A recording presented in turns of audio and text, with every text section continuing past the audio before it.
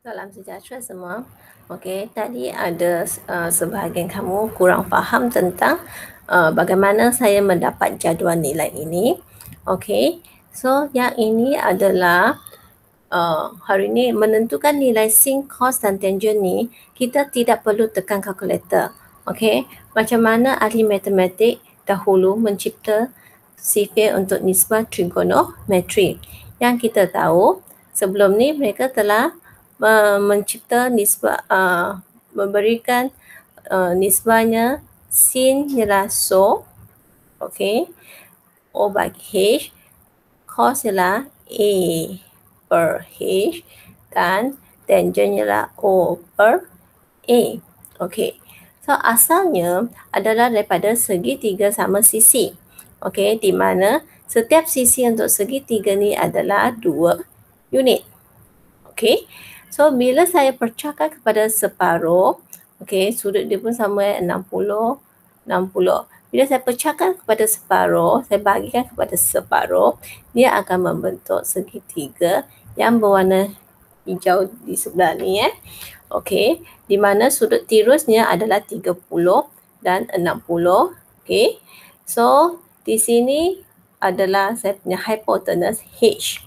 Okey, kita mulakan dengan sudut tirus yang lebih kecil 30 So ini adalah sudut tirus yang pertama kita 30. Okey, sekarang nilai mana yang tiada? Nilai pada SQ. SQ ni kita nak kira panjangnya, kita menggunakan teorem Pythagoras. Okey, ingat jari kita. Okey, so kalau kita nak cari nilai di sini, SQ ialah jari kamu betul. Okey, ingat lagi tak jari yang kita letakkan jari macam ni. Okey, so ni jari kita kan. Okey, so yang ni ialah yang kita nak cari. Ni A, ni B. Okey, C di sini. Okey, so kita nak cari B sekarang. So rumusnya punca kuasa 2. Okey, kita ambil yang panjang, maksudnya 2 kuasa 2 tolak dengan 1 kuasa 2.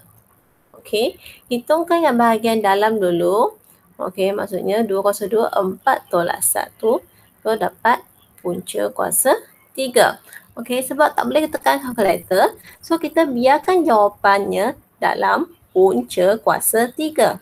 Okey, so nilai dia di sini adalah punca kuasa 3.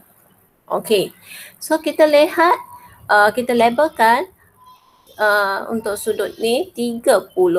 So ni ialah opposite kita ya. Okey, punca kuasa 3 ialah A saya. Okey, so kita lihat yang pertama ni. Sin 30 ialah OH. Betul tak? O ialah 1, H ialah 2. Okey, cos AH. A saya ialah punca kuasa 3. Lepas tu H saya ialah 2. Tangent 30 ialah O per dengan A. O saya ialah 1, H saya ialah punca kuasa 3. Okey, sekarang kita lihat pula untuk sudut saya tukar warna untuk sudut 60 pula. Okey, 60 di sini betul? Okey, sekarang sudut tirus saya ke sini, so maka saya punya A akan menjadi O, opposite. O saya akan menjadi A. Okey, so nilai dia masih sama. Okey, cuma nisbah dia dah sisinya dah berlainan sisi lah. Okey, so kita tengok O per H. Betul tak? O saya ialah punca kuasa 3 per dengan H 2. Okey, A per H. A saya 1, H saya ialah 2. Okey, tangent pula. Tangent ialah O per A. O saya ialah punca kuasa 3. Dia per 1. So 1 ni kita boleh abaikan. So dia punca kuasa 3. Okey, seterusnya kita melihat untuk sudut 45 darjah. Tadi 30 dengan 60 boleh diselesaikan dalam satu segitiga bersudut tegak. Untuk sudut 45 darjah, kita perlukan satu lagi sisi yang sama. Okey. Bila sisi yang sama, sudah tentu dia punya nilai untuk sisi adalah sama. Okey. So kaki sama. Okey, kat sini 45 darjah, kat sini tentu 45 darjah juga. Betul? Okey, tak kira kamu letak sudut tirus di sudut K ataupun bucu M, okey, dia punya nilai tetap sama. Okey, kita lihat bagai ni ialah H. Okey, katakan saya ambil mata saya di sini ya. Okey, so ni ialah saya punya bertentangan O, ni ialah A saya. Okey, so sekarang kita nak cari H, nilai H KM ni tak ada, panjang KM tiada. Okey, panjang KM ialah hipotenus. So, punca kuasa 2, 1 kuasa 2 tambah dengan 1 kuasa 2. So, tak boleh tekan kalkulator. So, kita hanya mengira dengan congak sajalah, punca kuasa 2. Okey, so tak perlu tekan kalkulator sebab dia kata tanpa menggunakan kalkulator. So, H saya kat sini adalah punca kuasa 2. Okey, kita lihat jadual nilai ni. Sin ialah O per H. Betul tak? O saya ialah 1. H saya ialah punca kuasa 2. Cos pula ialah A per H. A saya 1. H saya punca kuasa 2. Manakala untuk tangent pula ialah O per A. Ialah 1 per 1 sama dengan 1. Okay, so ini adalah cara bagaimana mereka daripada dua segitiga ni mereka mendapat sifir untuk sin 30, sin cos tangent untuk 30, 60 dan 45. Okay, hanya 3 sudut ni saja yang kita boleh kira tanpa menggunakan kalkulator. Okay, contoh soalannya. Okay, so jadual nilai ni kamu kena selalu letak di tepi lah. Okay, kalau boleh kita hafalkan. Sin 30 1 per 2. Okay, cos 60 1 per 2. Okay, yang kita nak senang hafalkan. Okay, so sekarang dia nak sin 45. Kita lihat soalannya. Sin 45. So kita lihat sin 45. Okay, yang ni sin 45. Cos 45. Okay, 1. Okay, so kita gantikan nilai ni. Okay, saya tak nak sin 45. Saya nak gantikan nilai dia. So saya akan tuliskan nilai dia 1 per punca kuasa 2. Tambah dengan 1 per punca kuasa 2. Okey, sekarang ni ialah melibatkan percahan. Percahan dia punya per angka kat bawah ni perlu sama. Okey, punca kuasa 2, 1 tambah 1 sama dengan 2 per punca kuasa 2. Okey, yang kat bawah ni, nombor di bawah pecahan ni tidak boleh punca kuasa 2. Dia perlu dalam bentuk integer. So, bagaimana? So, kita darabkan dengan punca kuasa 2 per punca kuasa 2. Okey, sebagai peringatan, bila nombor punca kuasa 2, satu nombor punca kuasa didarab dengan 2 kali, dia akan mendapat nombor asalnya. Okey, so jawapan kamu akan menjadi 2 punca kuasa 2. Okey, bawahnya akan menjadi 2. Okey, boleh tak kita mudahkan? Masih boleh dimudahkan. 2 bahagi 2, 2 bahagi 2, satu-satu kan? Okey, so jawapan akhirnya adalah punca kuasa 2. Okey, so seterusnya sama juga dengan soalan contoh B.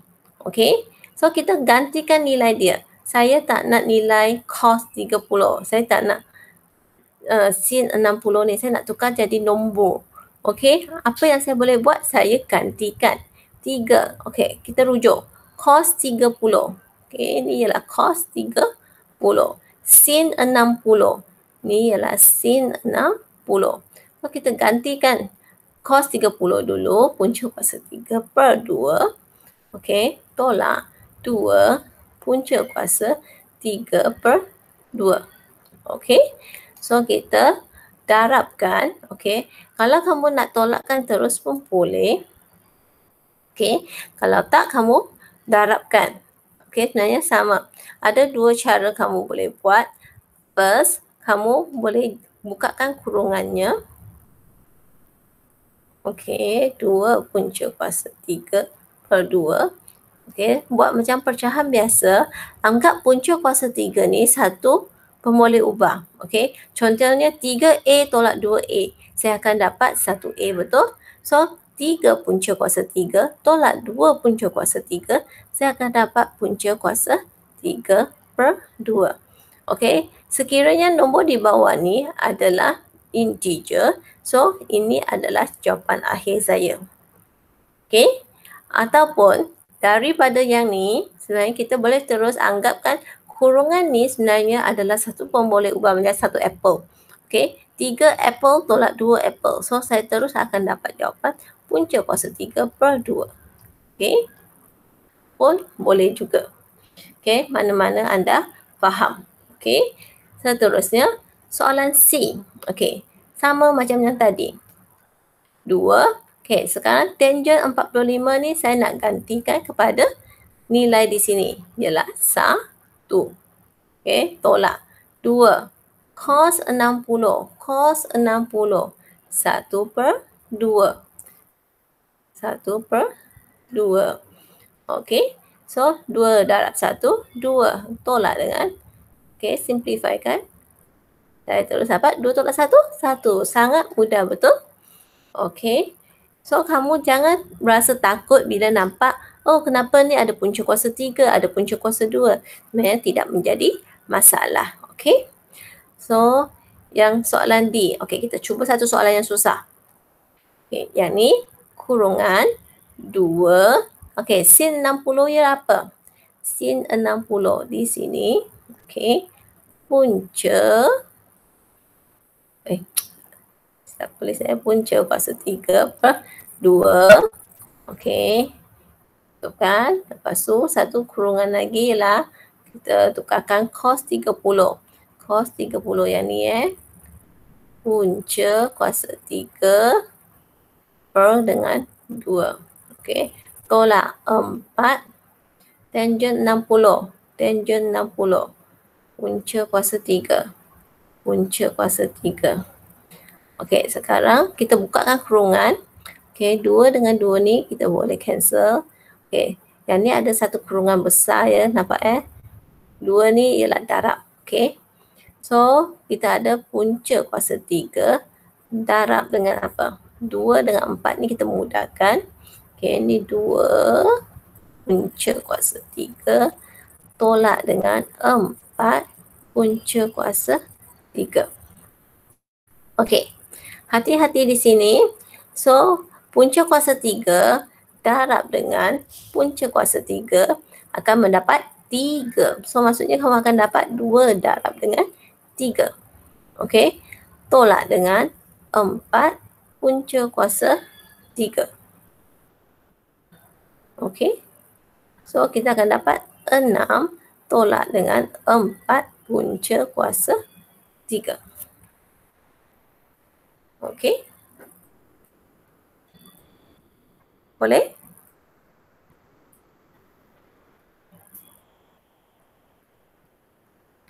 Okey. So, tugasan ni saya rasa dapat membantu kamu. Okey. So, contohnya 2 cos 60.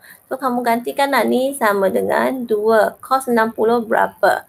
Tangent 45. So, kamu gantikan nilainya apa? Baru kita akan dapat jawapannya. Okey. So, kalau kamu ada masalah lagi, kamu boleh message cikgu Okey. Saya end penjelasan saya di sini. So, sekiranya ada apa-apa lagi, kamu boleh beritahu cikgu Terima kasih semua.